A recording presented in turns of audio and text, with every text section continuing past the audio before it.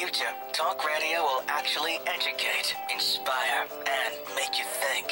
The future is now. Topics and music that affect your life from Universal Broadcasting Network. Tune in at ubnradio.com.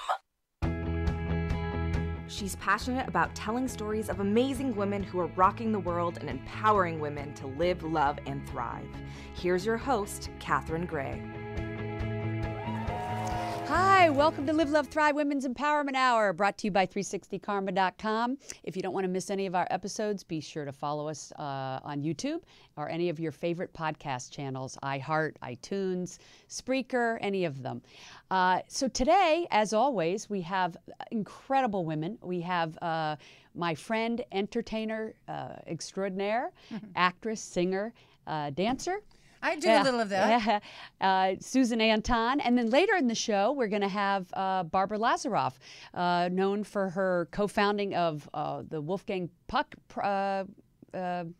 Restaurants? Yes, Brand. That's what I was thinking. Well, it is. It's big now. Yes. Big. And of course, she's also a remarkable designer, philanthropist, and producer. We're going to have Barbara on later in the show. But first up, please give a warm welcome to Susan Anton. Hi, everybody. Hi. Hello, my friend. Hi, how are you? I am so happy to be here. We talked about this, I don't know, 2 months ago. And you said you have to come on my show. And here we are. We're doing it. Intention. Here we are. Intention. Right. And also, I'm so excited you're going to be speaking at our conference, the Live, Love, Thrive conference in November here in West Hollywood. I'm so looking forward to that. And singing. And She Tank, which I know we're going to talk about, and you're going to talk about with Barbara as well, because she's involved with that. Yes. Which is a great idea.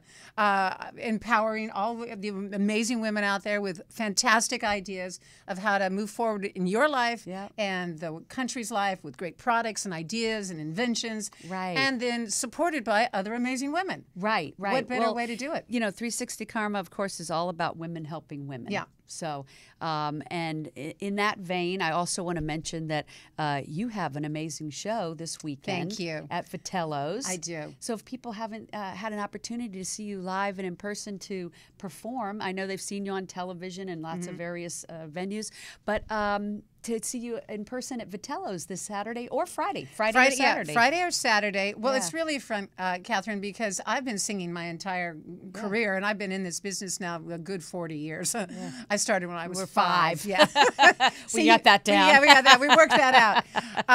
But my band has been with me for over 35 years, and so it's seldom that we get an opportunity nowadays to really find a terrific venue where we can come and just have an intimate evening with friends and family, and do the music that we love, whether it's the Beatles or Bob Dylan. Oh, fun. I'm a kid from the 60s. I was influenced by music that had a message, and I think if ever music had the opportunity to bring people together and heal people and hopefully get a message out there in a non-political way, but in an informative, thought-provoking way, music is the message. So that's what we're going to do. Yeah, and music is so universal. Yeah. So I want to talk about, how you ended up on the road to entertainment and whatnot, your beginnings. I find that really interesting that you actually grew up here in California. Native Californian. But nobody would have ever guessed in a tiny little town. Yeah. Like on a farm picking apples. And a one-room schoolhouse. Yep. Who'd have thunk? I know. Well, you never know where you're going to get your start. Right. And I was raised on an apple ranch, like you said. There's a little town on the way to, if anybody that's living in the Los Angeles area, if you drive out to Palm Springs, there's an area called Yucaipa, and then there's Oak Glen. And my great-great-grandfather pioneered that area, and they raised apples, and my grandfather did, and we still have apple trees up there today, and we still own some land up there. We have 7 waterfalls, and there was a one-room schoolhouse. Is that where they came up with that thing? How about them apples? Or an apple a day, or an Anton a day. Right, there you it go. all works. But literally, my grandfather went to this schoolhouse. It's still there today. It's a historical building, so it's been preserved. My mom went there. I went there, my brother, and I would ride my horse to school. Yeah. My dog, Frida, would sleep under my desk. There were only 2 of us in the 5th grade. Third grade, myself from Mike McFarland. And I hope joke, Mike's listening today. He's still there. He's still in Oak Glen. Is he really? I had such a crush on him, but I jokingly say it's the last time I was head of my class because there was 2 of us, and I excelled beyond Mike McFarland. Yeah. You were the valedictorian, huh? Yeah, I was of the 3rd grade at the old schoolhouse, and so that's how. Nobody would have ever thought that, knowing you today or your glamorous career, that you went from farm girl to glamour girl. Yep. Yeah. Well, it was funny though because I think same as me, Well, like I said earlier, people always get you and I mixed up. Constantly. What can we get do? it all the time. People say, Catherine, I go, no, it's Susan. But it's a funny thing. When I was a young kid on the apple ranch, my grandfather belonged to the Apple Growers Association, and they needed to have a beauty queen. And so I, at the age of 13, was Miss Apple Growers Association, and so that you was too. No, I'm just kidding. Yes, yes, we shared that as well. But that was my first show business thing. They put that crown on my head, and I was in. And then you put your sights on the big city, huh? Yeah, well, on a dare from my high school boyfriend, who's still a dear friend today, I was very shy because I'm 5'11", I'm tall, and I was really shy because I felt like I didn't fit in, and so he was really great, and he said, I think you should enter the local beauty pageant, and it'll be good for your confidence. And lo and behold, I won that, and I went on to become Miss California, and then I went to the Miss America pageant, came in second runner-up to the ballerina in Michigan. But that was really life-changing. It was life-changing, Yeah. and I realized how much I felt alive when I was on stage singing, and there was an audience, and I thought, no, this is what I want to do. Right. Yeah, so that really was when I realized where my calling was. Right. And, sometimes people say they feel drawn to acting or singing or whatever, and I think they do it for the fame, but I get the idea that the feeling that you just did it because you loved it. I do, right? And when young people and the fame just happened, which is fantastic, because you get a nice table at one of Barbara's places. That's right. But I just loved it. I loved how it made me feel when I could take a story, because music for me is such a relatable thing. One of my favorite quotes is Ralph Waldo Emerson, and he says, "Genius is merely the recognition of your own idea, unacted upon." And we all have thoughts and feelings and ideas, but we don't act on them. Right. And a songwriter takes his thoughts and feelings and he puts them into a little 2-minute story or 3-minute story, and he relates to so many people out there who are going through the same thing. Right. So it's a way to connect to all the other souls that either have a heartbreak or a celebration or a love affair that you're falling in love. And so music is that connective fiber that I believe unites us all. Right. So I think that's why I loved it so much and still do. And then also just to feel, it's so different to film than to do something live. So it's so rewarding, isn't it, to get that actual feedback? Like I know you were on Broadway and you probably had that, immediate feedback that you don't always get on film or television. Yeah, I love live performance. Even like this exchange that we're having right now is so much fun because you're not thinking about it too much. You can't get in your head because you really have to be available to what's happening in the very now moment. In the present. Yeah, because otherwise you're going to miss the magic. Yeah. Because it's like when people aren't listening, they don't. How many times are you watching? Because since you're an interviewer, and a very good one, I might say, when people are interviewing somebody and a guest will say something and the interviewer is so set on asking the next question, they don't hear that the guest has just said something like, don't you want to follow that up? Right. So, the now moment really requires being present and listening. Absolutely. Yeah. So how did that growing up on a farm impact you throughout your life? Because, everything we take from our childhood, I believe, carries through with us to whatever we do. How do you feel like that impacted you? Well, I think I come from very humble beginnings. Yeah. My entire family, my mom and dad were very hard workers. They were married 55 years when Daddy passed away. He passed first, and Mom followed him 10 years later. So they're up there in heaven dancing, having a big old time. And a very loving, wonderful family. That was right? it. I had lucky. such a solid foundation, and we were up there in Oak Glen on this apple ranch. We had animals, and we picked apples. We had a very And you organic, rode horseback? Oh, yeah. Yeah. Yeah, horseback riding all the time, bareback riding. Now, do you do that now? I have done it occasionally. I Okay. don't do it so much anymore. Right. Not that I wouldn't love to. Right. There's just not that Because many. you might look funny going around Well, Beverly Hills on a horse. Hills on a horse. Yeah, or I would fit right in. It would be the next big thing. There's Uber, and then there's Susan on a horse. I could charge for that too. You just gave me an idea. Horse-spur. Yeah. Right. But I horse-spur app. The horse-spur app. I think having those really organic roots gave me a good foundation going into the profession that we're in here, because so much of what we do is to kind of take life and gloss it up. And make it happen in 2 hours or in a mini series, and life happens in a slow unfolding process. And if you're not grounded in something that has depth of reality to it, then you just kind of like a helium balloon, and you're going to float up, Right. and you're not going to be connected to anything. Right. So I think, yeah. I know people want to know when you're, how did your career start to take off? I know you shared with me the Miss America pageant was really a catalyst to that, because through that you met a casting agent. And, I did. Yeah. Eddie Foy III was one of the judges at the Miss America pageant, and also Mike Westmore of the famous Westmore. They did all the makeup for all the movies back in the day. And so I had zero background in show business. No one in my family of farmers and, hard workers had any experience. And so I thought, who do I turn to? Yeah. I thought, well, let me give him a call. And I called Eddie. He was casting over at 20th Century Fox at the time. He's since passed away, but he was so terrific. And he said, well, why don't, first of all, you need to have a musical director. You need somebody to work with you musically if that's what you want to pursue. And so little by little, I worked with this guy, Larry, for many, many years. Now I have Michael Chancellor as my musical director. But I started to learn how to put a show together, how to orchestrate a song, how to get my feelings into a song in a recording studio, things like that. And then, then somebody else, and he said, now you need an agent for commercials. I said, okay, commercials. And the And Right agency. what commercials did you do? Oh, my God, I did so many of them. But that was really the catalyst. First, I started off doing little local things, and then finally I got my big break.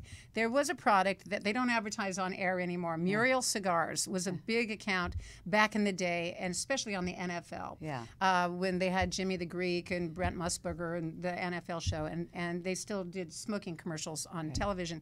And Edie Adams, who was a glamour queen of the 50s, had been their sole spokesperson. I got that gig. And it was a big deal, and so I then was invited on all of the talk shows. And Johnny Carson and Dinah Shore had a show at the time, Mike Douglas, but Merv Griffin, who just up the street from here, had his studios forever. Yeah. And Merv just became a champion, and he had me on like almost every week. Oh my and gosh. from there, Fred Silverman, who was the president of ABC, discovered me, signed me to a deal at ABC, and then when he went to NBC. And so I did a lot of TV, and that's how it's just, that's the way life is. You have an Emmy nomination. I do, for my first film role, Golden Girl, where I played a track star, not to be confused with B. Arthur and those Golden Girls. Yeah. No, I played it was interesting too, because it was before steroids and all of that was such a controversial thing for the Olympics. And my character was supposed to be this manufactured kind of bionic woman, and went to the Moscow Games and won 5 Olympic medals. Oh, wow. And as fate would have it, that was the one year that the U.S. boycotted the Olympics. We didn't go. Oh. They were in Russia. Now, was this based on a true story? No. Oh, okay. No, totally made up. Yeah. But but I did get nominated for a Golden Globe for my performance. That must have been exciting. Pretty darn exciting. Yeah. Yeah, and to this day, I make sure I get it in every bio. And right. And so many exciting things on your path, from television, movies, variety shows. Yes. Right. And then some people don't know that you opened for the famous Frank Sinatra. You traveled all over the I traveled country all with over him, the right? country with Frank, which, we have these full circle moments, I call them. When I was at home watching television as a little girl, babysitting while Mom and Dad worked, I watched a lot of the musicals on television. I fell in love with Frank Sinatra. Yeah. The skinny little crooner there. I thought, that guy's amazing. And then years later, there I was, his opening act. It must have seemed surreal. It was totally surreal. Yeah. And we were touring. I mean, that's as big as it gets. Frank. Frank. I love Frank. To That's this day, my favorite music. if you put on a little Frank, you're going to feel better. Yeah, we do mean little Frank. No. Yeah. Right? I relate. Yeah, that was Sammy Davis Jr. He was who I also got to work with a lot. No, I've been very blessed to work with some of the greatest in the business. But Okay, Frank, speaking of little, you did date Dudley Moore. I did. Which, that's how I met Barbara. Dudley and I used to go to Spagos all the time. Oh my gosh! Well, I know we were talking about it last night that you actually were dating him when he did Author, which I absolutely. Arthur. It's one of my favorite movies. I mean, it just. It's so funny. Such a funny movie. Well, it was funny. We had just started dating, and we were hanging out one afternoon or whatever, and he was reading a script, and he would just, that cackle. He would have this laugh, and he was just like, so that was real. And I said, what? And I said, what are you reading? He said, it's this amazing script by Steve Gordon about this guy who's a drunk, and it's the funniest thing I've ever read. Yeah. He said, usually if you're a comedic actor, you're lucky if you get one good laugh every 5 pages. Yeah. He said, Arthur, there was 5 great laughs every page. It was. And it was. It was just, and so I was there on the set for the entire filming of that. Oh my God, how fun. It was amazing. And Liza, of course, is in that, and Sir John Gielgud. And what a cast. Yeah. And Dudley, what do we have to say about Dudley? Just one of the great people, great entertainers that we ever had. And in my life personally, he was really a very important person, because Dudley was one of the first men that I ever dated who wanted me to just really know that I had value. Speaking of women empowerment, he adored women. A little too much, but he adored them. And he wanted me to know that I was complete on my own, that I didn't need a partner, a man, a position, or anything to complete me. He wanted you to fly. He wanted me to fly, awesome. and that's good to know. Yeah, he was really empowering that way. Now, what about Sylvester Stallone? You dated him for about a year. Yeah, we dated. Sly is one of the funniest people on the planet, and I don't think anybody knows that about him, because he has this, big, tough persona, but incredibly smart, obviously, but so wickedly funny. So maybe he should have been an author. He could have done it. He would have been a whole other thing instead of that Dudley's cackle. It would have been a lot of but So, what has been the highlight of your career? If you had to pick something, does something come to mind? Well, there's a few things, but just before it's not a career thing, but I will tell you career-wise. But since we're talking about men, the highlight is marrying my husband, Jeff. Hi, honey. I was going to say that. Speaking 25 years. 25 years. So he's in the green room. So mwah, mwah. But we love Jeff. I think his picture's up. Oh, you got a picture? I think so. Well, he's very handsome. At 25 years, handsome, and such a love. He's a good man. Yeah, and my dad even said, years. Susan, if you don't marry him, I will. He loved him so much. But career highlight. Well, if you didn't marry him, I was thinking about it. Well, he's off the market, everybody. But quickly, because I know you have to wrap up. And he's in production. He is. He's a director. A wonderful producer. You guys have a Big Picture Studios. Big Picture in Studios Las Vegas. in Vegas, right? Yeah. Yeah, and we've got a film that we're making with Billy Bob Thornton, which is really exciting. Cool. So I probably can't talk too much about it, but it's happening. Yeah. And career highlights, though, I think was maybe performing at the Kennedy Center Honors, and so there's just been a lot of them. And you told me the White House. And the White House. Yeah. Yeah, with first President Bush and his wife Barbara. My earring flew off, and she ran over and picked it up and brought it over and gave it to me. And said, "Dear, you're going to need this." She put it back. Wasn't there a movie called The Girl with the Earring? The Girl with the Golden Earring? Something. I think it's was it about you and Barbara? You know what? That was the subtext. Now that I think about it.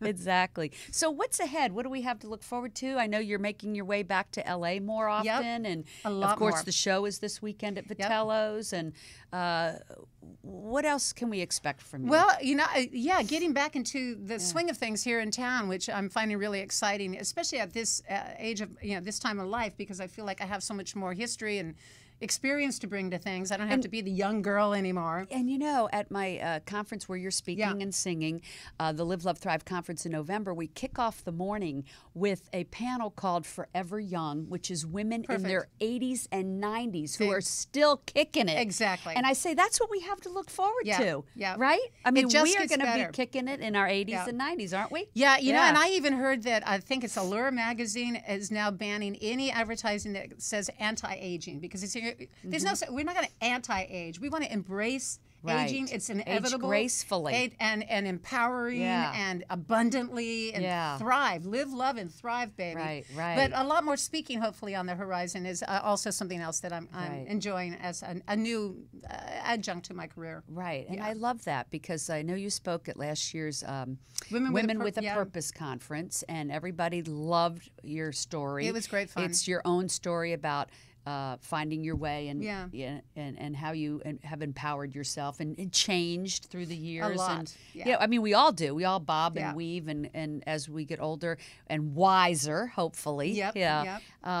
Life becomes even better and more so wonderful. much One of the sweeter. things I love that you said is that you have found that you just want life to be simpler. Yeah, I like the bigger, smaller life. Yeah. A bigger, smaller life, which is what I find. You know, I've been blessed to experience a lot of the grandness of life. Traveled far, dated, famous men, lived in big houses, and all of the fancy accoutrements. But now I really crave the sweet center of it all. You know, that delicious little center of the chocolate.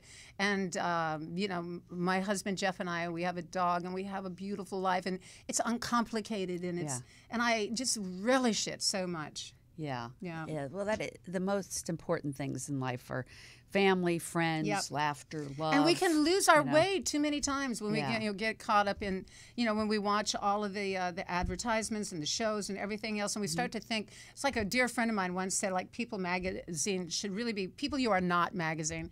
And because everybody's trying to be somebody else or something else instead of investing all your energies into being the best possible you. Right. And every single person has been given a gift. I mean, that's why we're here. Yes. And obviously your gift is music. Singing, thank you, singing, dancing, and acting, and to use that for the greater good, right? For films that matter, to bring people joy in your live shows, and that's what brings someone joy themselves, is to use their gift, right? Always, right? I mean, you've always you delight me so much because your enthusiasm to connect people. And because you see the potential in all of us, and you're so quick to go, Susan, you need to meet so and so because they love that too, and then you are always putting people together in the most wonderful way. Bring me joy. Yeah, and it shows all over your adorable face. Look at you. Isn't she cute? Thank you, honey. Well, I am so happy to have you on today, and just adore you. I adore you. And it's just so nice when you meet people that are very accomplished, that they're very down to earth and authentic. Thank you. That's what the life is all about. And I just wish your career to continue to flourish in this new direction of speaking, continuing to entertain and act. And I know beautiful things ahead. Thank you. Thanks for being My such friend. a wonderful. Thank you. And we are going to be right back with the remarkable and wonderful Barbara Lazaroff. Stay tuned. Thank you for tuning in to the Live, Love, Thrive show, where we bring you powerful and positive programming about women and those who support women's empowerment. It seems by sharing their stories and showing us their talent and potential, they remind us of our own. We ask you to join us weekly by taking a minute to subscribe to our 360 Karma YouTube channel so you get to see every episode of these uplifting and inspiring stories. We all need more of this, yes? And did you know we have the Live, Love, Thrive book on our 360 Karma website and on Amazon? If you enjoy reading books of incredible women who are doing amazing work in the world, you will want to pick up a copy. Also, when you join 360karma.com, you will enjoy our growing video content of expert advice and support, and learn about our workshops and our second annual Women's Conference in West Hollywood, November 3rd and 4th of this year. If you would like to align with a like-minded, purpose-driven community, you will feel at home at 360karma.com. We encourage and support you to live the life you love. RTB Financial Group empowers women to raise the bar and take control of their financial future. For more information, visit rtbfinancialgroup.com or call Amanda Barr at 424-284-4216. The Live, Love, Thrive program is brought to you in part by Honda of downtown Los Angeles, supporting the equality and empowerment of women. And we are back with Barbara Lazaroff. Hello, Barbara. How are you? It's exciting. It is and exciting. Yes, it was amazing how much you and Susan looked alike. It was just phenomenal. I think we used to look alike too when you had dark hair, right? That's right. Yes, yeah, okay. but since I went blonde now, you know. I know. It's true. How are you? I'm great. Oh I'm my really gosh, great. you're a woman of like 185 different capabilities. I mean, you are no grass grows under Barbara. Except Yeah. my mother used to say, "My Barbara, she can do everything except sing." So, Oh, so I have that's to me say- too. Yeah, so I have to say, Susan, good for you. Somebody's got to do it, but I not know. us. Not Yeah. us. It's not our thing. So, I think people would like to know more about, where does Barbara come from, and what's your path to L.A. And I found it really interesting that you started very Humbly. There's a good word. I'm still humble, but I started extremely humble. But you know what? When we start off humble, don't you think a lot of times we can Is take that humbly through a life? word, actually? I'm not sure that's really. Yes, I was but born very in humble. the South Yeah. Bronx, and then I moved to Yeah. Queens, and then we were in Long Island for a couple of years. I started college very young. I started NYU, and actually I was in the theater and dance program there. Unfortunately, I broke my left ankle in 1970 before I even got to the classes. But so before we even my get to trajectory that, changed. one thing I'm thinking about with you is, you grew up across from this school where these privileged girls went and everything, and you were saying, it was tough because you didn't have all the change of clothes that they had and everything. And now I think it's so interesting, people's childhood and how it affects them today, It's because you were true. like such a fashion icon. And it's interesting that it it's came from interesting. that. I Yeah. have 4 closets of clothes now. Yeah. But that's because, I had to be in the restaurants every single night. Right. 7 nights a week at Spago. Right. Up on the hill. In 1982, we opened the first Spago. And actually, in the beginning, I didn't have a lot of clothes. And I still remember certain people would say things to me like, "Oh, I love that every single time you wear it." I won't say That who sounds that like was. a Beverly Hills comment. A number of times. And so gradually I started it up. collecting Yeah. things. And I'm also fascinated by fashion anyway, because many years ago, one of the girls that lived around the corner thought I was going to, and I thought too I was going to be a fashion designer, couture, because I used to sketch. I also like to draw. This is when you were a kid? Mm-hmm. Yeah. So I would draw, and I was thinking that was going to be my pathway. Yeah. But I was also, when I was young, a ballerina. So there were a lot of things I was interested in, and including right now, I have a lot of different things that fascinate me. But yeah, you just keep reinventing yourself, and I love that. It Well, keeps life interesting, right? So you and hectic. yeah. But actually, before I went into the restaurant industry, I was on my way to becoming a physician. So my background's in biochemistry. But even before that, you went to NYU to become an actor and a dancer, right? Yes, but even there, Yeah. because I was on an academic scholarship, I had to take certain classes. So I was Yeah. very interested in biology and chemistry, and I worked in the acid-base laboratory at Roosevelt Hospital in New York City. And I had 3 different jobs to go to school, because Right. I had a partial scholarship, a government loan, and 3 jobs. It's very unlike my sons who have Right. gone through their Times have education. changed, Yes, right. they've had the privilege of. Let me ask you, not having growing to do up that. in the Bronx, did you ever, you know what I love about the Bronx? Arthur Avenue. Oh yeah, Arthur Avenue is Oh, I amazing. love Arthur Avenue. But I was 8 when I left. Yeah. I subsequently went back to the Bronx years ago with a girlfriend and her kids, my goddaughters, twin girls. Wait, I have to mention you have 24 I have goddaughters. 20. Well, I think that's got to be a record. Yes, 24. One unfortunately is deceased, but I always say I have 24, and I have 4 godsons. Yes. Well, they keep saying I want her. Yeah. One of them recently had a birthday at Spago. She said, when she was about 2, she saw me across the playground at the school where I took my sons. She goes, "I want the lady in the yellow hat." And so that's how it's come to be. Well, so, Barbara, you do stand out. You're a special lady. You have a great essence, and you have a unique look, and you're just something that something very special about you. Thank you. I think it's very important, though, that one of my goals is really not only with your event coming up, but having started Women Chefs and Restaurateurs 25 years ago as the only restaurateur and well, the only non-cooking restaurateur, and having been involved in a lot of political organizations and educational organizations. And you are involved in so many organizations that make your head spin. Aviva Center.org and various things. For me, it's very important that young women understand that it's important to get an education, that no man in a white horse is going to come along. Right. And on a white horse is going to come along and save them. Right. And I think that's the most important So you message. had a very humble beginnings, but your parents and especially your mom was very supportive, right? Always. And I miss that her helps. greatly. Yeah, that helps. Went to NYU, great school. Well, I went to NYU, Hunter School. I was at... Started at NYU. I was at Berkeley in the chemistry department. Right. I was, but then let's talk about you broke your ankle, so that changed the trajectory of what you were going to be doing. Absolutely. Which is interesting because, probably, you could have been a dancer and an actor, but that broken ankle, everything happens for a reason, which seems like something that's an obstacle. Sometimes it changes the trajectory because the universe had a different plan for you. And then look what happened. I mean, you ended up, co-founding this famous brand that is known around the world today. And, had you become the dancer, this might not have happened. So that's my point. I think that what you know in life is if you're going to be a dancer, it's a pathway that's limited.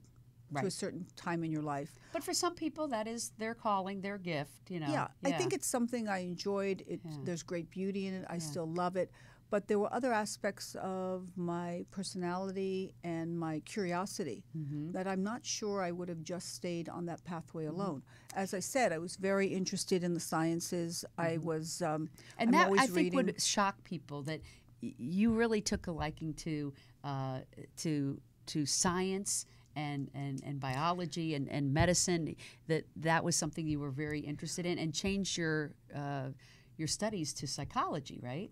Well, biochem-based psych. It's a little different. Okay. So I really think that what people don't understand is they often think that the right and left side of the brain and all what the lay people consider separation of interests, brains, and capacities are so delineated. I don't believe that at all, and it's been shown not to be so. You have physicians that are great painters. You have researchers that are great poets. You have people doing But many you have different met things. some accountants. They are totally left brain, They're right? totally. I know I have. They are bean counters. Absolutely. Absolutely. There are some Unequivocally. people that are really all one or all the other. Unequivocally, yes. But I think there are a lot of people who definitely have that balance of both, and you're one of those people because you're a good businesswoman and you're creative. I can see the two. Well, with the Wolfgang Puck Brand, when we began, actually in '79, before we opened really our first restaurant, the idea was I was interested in the marketing aspects. I put Wolfgang, my former husband, still business partner, on TV. I looked at how many markets the show would be in. I used to write speeches. I wrote the prose for the first book. So let's bridge like this that. for people, because you went from wanting to study science and whatnot, and then you end up out here in LA meeting Wolfgang and starting this worldwide brand. Tell us how that I always correct materialized. people on this, and people think I'm being nitpicking. We met each other. Yes. Or, because people always ask, how'd you meet Wolf? Well, Wolf was a chef, a cook at Ma Maison at the time. I was a student, and we did meet, and actually in a private club, and I thought nothing of it at the time. But his friend was trying to talk me up, and it didn't appeal to me in the least. So I leaned over to the next person that was sitting there, and it happened to be Wolf. And then we got speaking, and his English wasn't exactly great. So it turned out that he had a cooking school, and I showed up the next day because I was interested at the time. Wait a minute, interested in cooking or interested in him? I wasn't that interested in him, actually. I was interested in cooking, okay. Yeah, as a friend. I was actually living with somebody who's still so a very good friend of mine. So things with him didn't get cooking right away. No, didn't get cooking right away.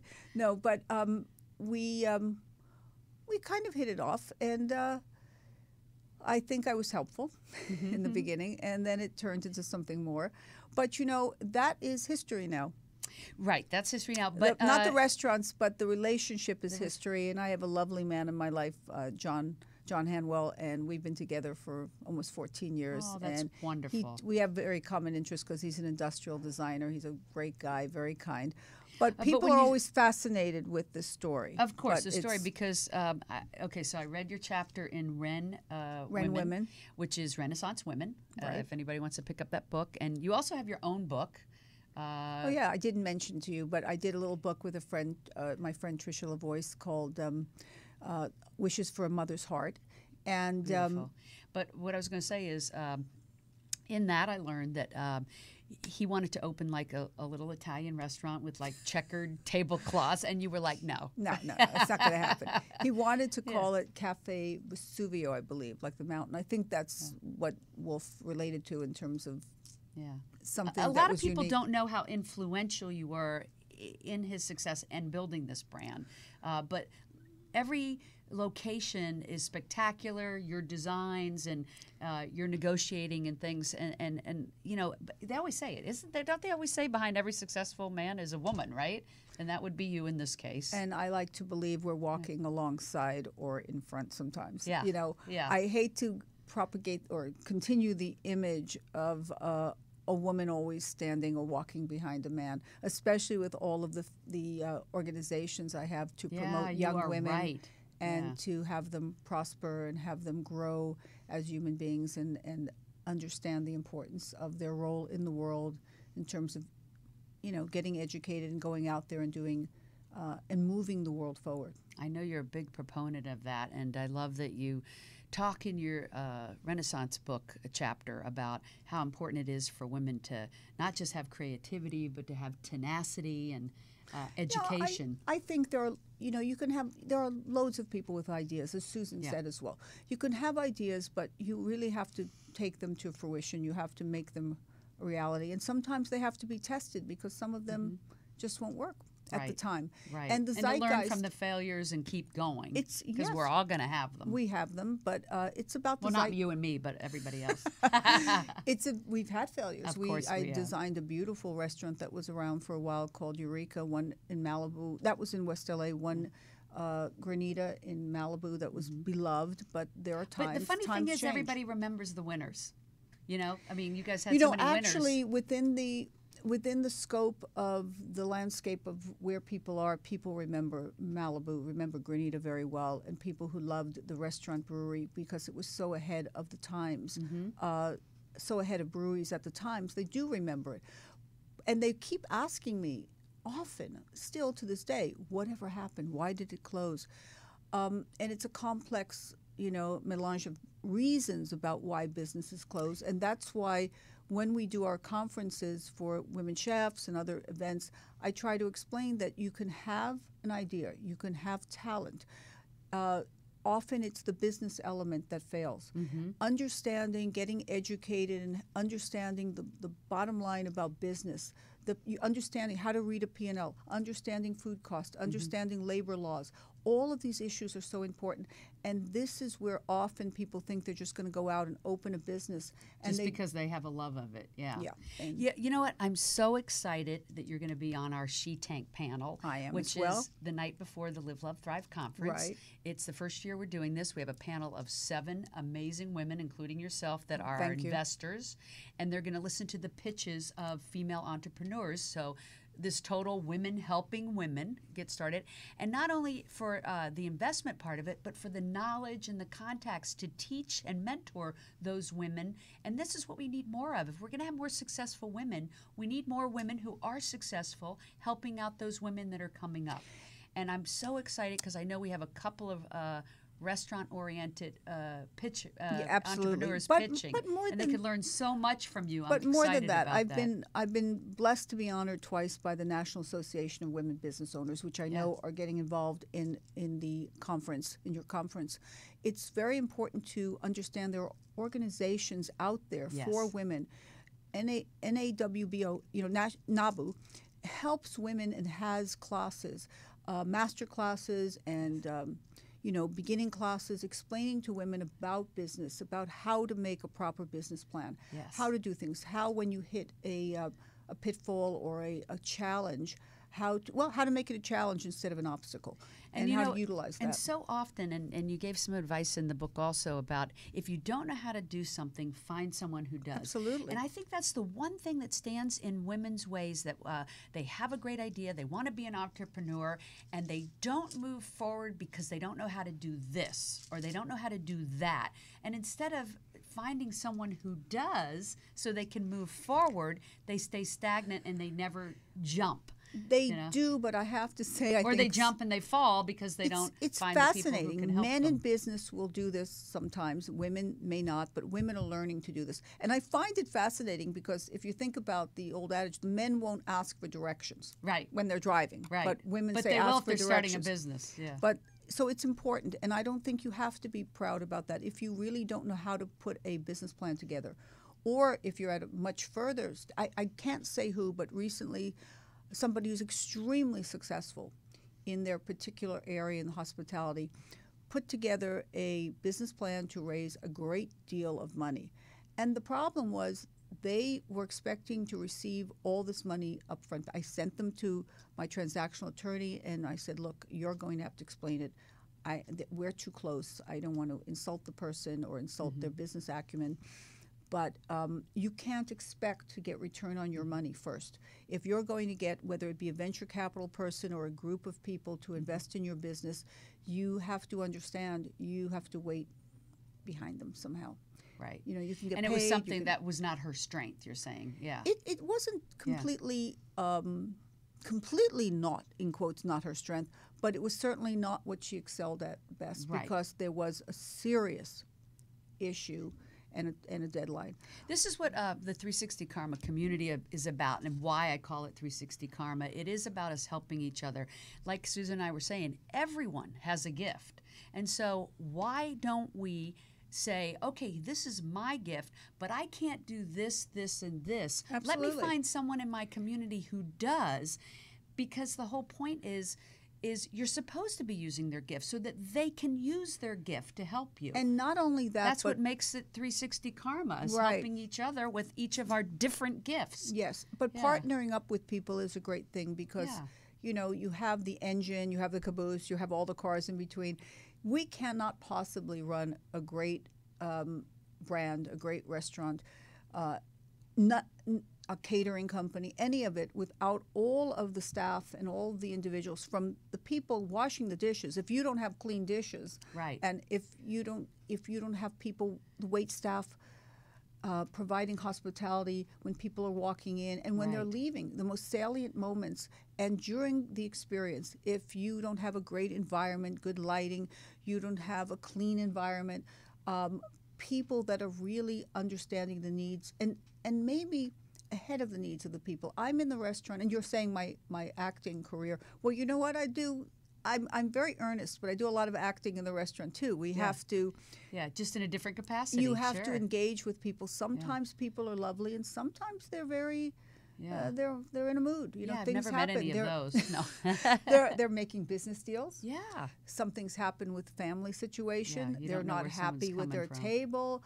Somebody's waiting too long. There's always, invariably, there's things that are occurring, and you have to be on your toes about that. You have to understand it, and almost thinking about the guest needs ahead of the moment is really a gift in itself. I was shocked when you shared with me that people still call you directly to get reservations.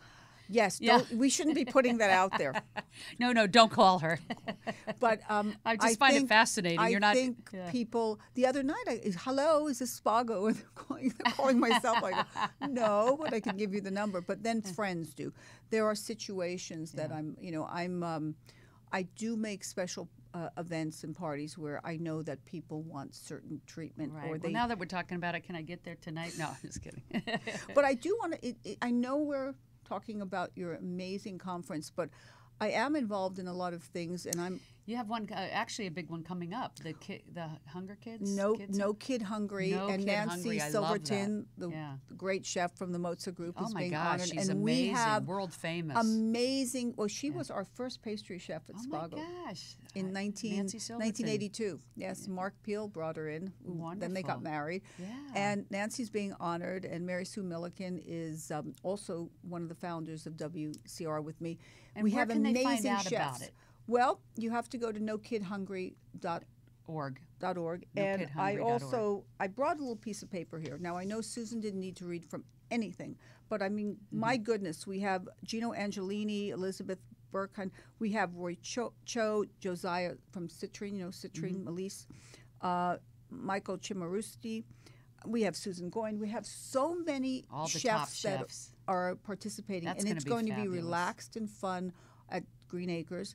And I've got events, Hebrew University, ICRF, the Israel Cancer Research Board, Sheba Hospital. These events are all coming up that do major research for finding cures for cancer, other kinds of ailments, and they share their knowledge with the world. These are major organizations, and I'm very proud to be on the board I love and that. to have these events coming up. What I very love soon. showcasing on my show and at the conference and everything that I do is women who are successful but are paying it forward and giving back. I think that's what it's all about. I don't think you can live in this world or this community and not be involved. All of our guests have causes. Yes. I have things that matter to me. Children being hungry in our community. And every year I also do a Passover Seder at Spago. It's 34 years now for the elderly. And we did for 29 years our American Wine and Food Festival for Meals on Wheels.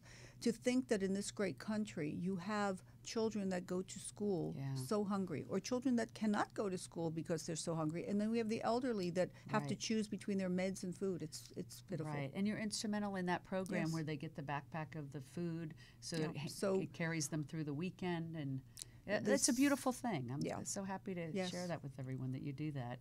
Thank you. And I know you're a great mom. I have you two talk great about, sons. One is Yeah. getting his PhD in the history of science and technology. The Oh, well, other then one he'll just probably graduated. end up being a dancer. No. I'm And just the other, kidding. no, and his wife is at McKinsey Consulting. He just got married 2 years ago. And my younger son just graduated from Cornell, the hotel management hospitality school. Oh, So he wants to go into fantastic. business. So I'm very proud of them. Following in and your I footsteps. I have to say one thing. Yeah. All of these businesses are difficult. They all involve a lot of work and love.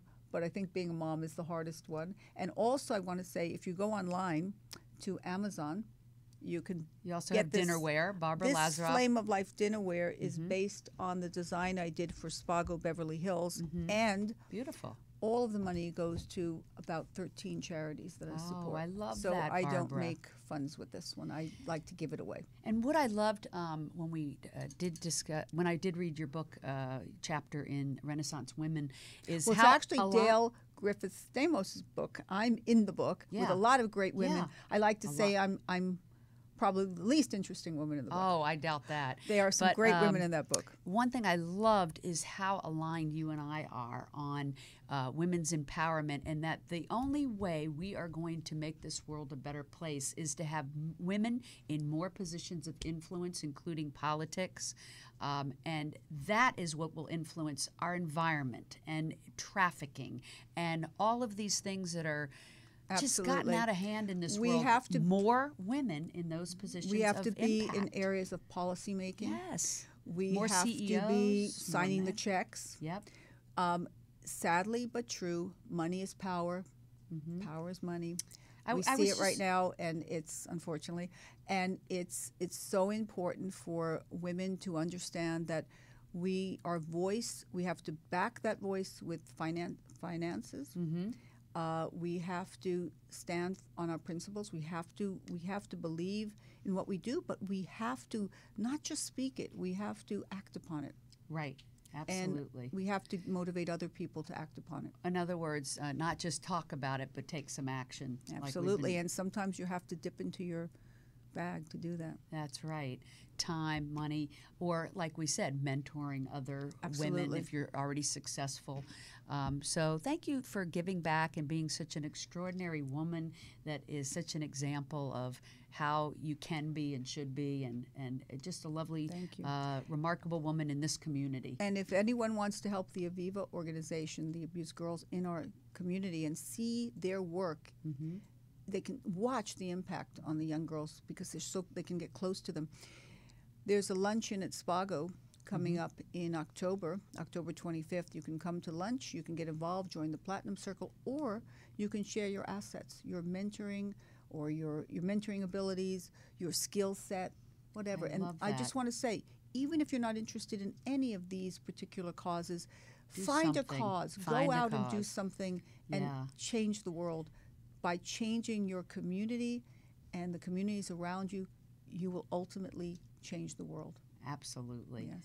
And I look forward to everyone coming to Live, Love, Thrive Conference and She Tank to meet both of these remarkable women, Barbara Thank you. Lazaroff and Susan Anton, and many others that are on the panel and speaking.